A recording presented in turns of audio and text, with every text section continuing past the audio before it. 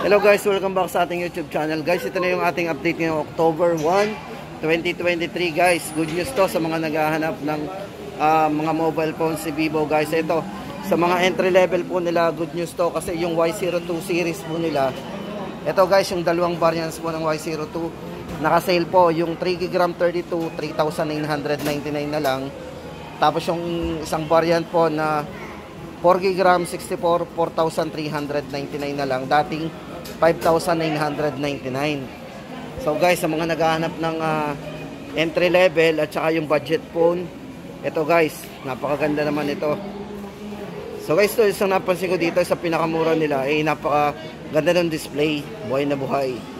Tapos ito guys, tama-tama guys, ulitin natin. Ito nga pala ang dalawa na to, si Y02T. Ito nga pala si Y02T, dating 5,999. So yan, baka tayo magkalituhan. So Y02 series, so isang Y02A at isang Y02T, parehas po silang naka-markdown. So yun guys, para doon sa specs guys, ito check natin, naka 64GB po yan. Yung internal storage, expandable up to 1TB. Then naka 5,000 mAh big battery yan. Size po ng screen, 6.51 high definition plus. Syempre guys, Android version, naka Android 13 po yan. Then naka 4GB RAM na rin po yan. So meron na rin po siyang anti-fingerprint sa likod, so hindi na magmamark yung ating sa kamay. At syempre guys, naka MediaTek octa-core processor po yung kanyang chipset. So yun guys ang ating update sa kay Vivo Y02 series. Yan po yung 2A and 2T. Tapos guys, lipat tayo dito kay Vivo Y27. So guys, ito latest po to sa mga naghahanap ng latest mobile ni Vivo. So ito Y27 guys, ito mura lang to kasi pasok po to sa entry level din kasi 8,999. So maganda dito guys, ito naka 44 watts plus charge po yan with 5,000 mAh big battery. Then naka 6GB RAM plus 6GB RAM, so extended RAM po yan. So bali magiging 12GB RAM po to. Then sa camera meron tong 50 megapixel na camera. Guys, isa sa highlights nito, maganda dito, ito ay naka IP54 na, dust and water resistant na rin. So guys, syempre guys, ito meron siyang ultra game mode plus multi turbo 5.5, tama-tama sa mga gamer yan. Then naka MediaTek gaming processor din yan. So yun guys, update natin for Vivo V27 ngayong October 1, 8,999. Tapos guys, ito ang update natin for Vivo Y16. Sa mga naghahanap po ng Y16, ito po yung ating update. So sa dalawang variants po niya, ito naka-sale din po to. Check po natin. Ito guys, naka-markdown. From 8,999, ito po yung 4GB plus 4GB RAM, 128GB, 7,499 na lang. At para naman doon sa kanyang isang variant na 64GB, dating 7,999, ngayon ay 6,499. So ito guys, size ng screen to, ito ay naka 6.51 inch hollow full view display na naka USB Type-C na po to. Then guys, ito naka 5,000 mAh battery din, multi turbo 5.5. At syempre guys, side, sa security meron siyang side fingerprint na fingerprint unlock. Yan, 128 po internal storage. Lipat po tayo sa iba.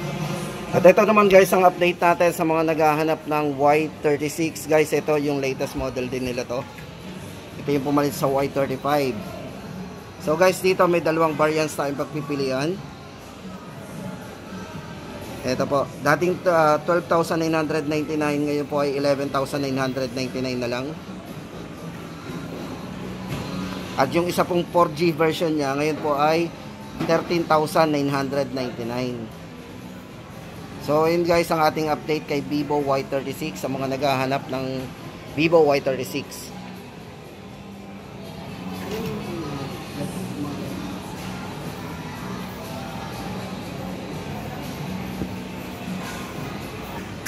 Ito guys, para sa specs niya, basahin po natin. Ito na 256GB internal storage, 44 watts fast charging, 5,000 mAh battery. Then sa camera meron siyang 50 megapixel super night algorithm. Then Snapdragon 6nm flagship processor po yung ginamit sa kanya. At syempre guys, sa mga gamer, tamang-tama to. Ito ay naka 240 Hz gaming touch sampling rate na merong 90 Hz refresh rate sa screen. Yan, meron siyang ultra game mode, multi turbo 5.5. So ayan guys ang ating update for Vivo Y36. 11,999 para do sa 4G, and sa 5G 13,999.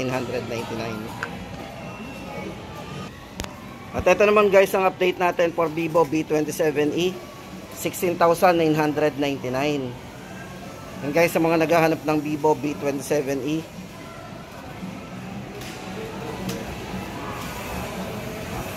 sa price update po natin, ganun pa rin guys, yan, 16,999. Basahin natin yung kanyang full specs. Naka-Aura portrait algorithm po yan, 120 Hz sunlight AMOLED display, so napaka-vivid po ng display nito. So meron siyang 8GB RAM plus 256 ROM. Extended po yung RAM niyan, bali 8+8. Then naka 64 megapixel OIS ultra sensing camera. At syempre guys, ito nga po yan, naka 66 watts fast charge, 32 MP high definition vlogging camera. Yan, Android 13.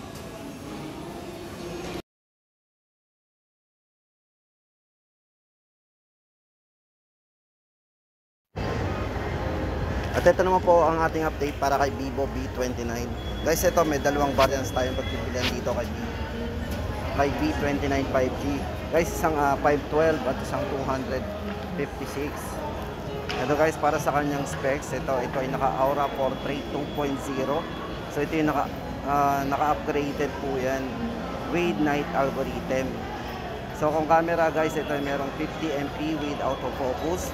At syempre guys, sa mga mahilig mag-selfie, tama-tama sa inyo to. At ito po ay naka 4K cinematic vlog mode. So sa mga mahilig mag-video tulad ng mga vlogger guys, tama-tama sa inyo kasi meron siyang ganong resolution, nakataas, naka 4K. At syempre guys, ito ay naka ultra dual stabilization. So yan, pag mag-create kayo ng video, ito dalawa yung gumagana sa kanya. Meron siyang OIS, optical image stabilization. At syempre guys, meron siyang EIS, so electronic image stabilization naman yan. At yung processor naman ang pag-uusapan natin, ito ay naka Qualcomm Snapdragon 770G 5G processor. Then naka 12GB RAM, 512 internal storage. At sa charging guys, ito ay 80 watts fast charge, 820 Hz refresh rate. So yun, naka 3D curve folded screen po ang kanyang design with photochromic maroon tone design. So yun guys ang ating update ngayong October 1, 2023 para kay Vivo.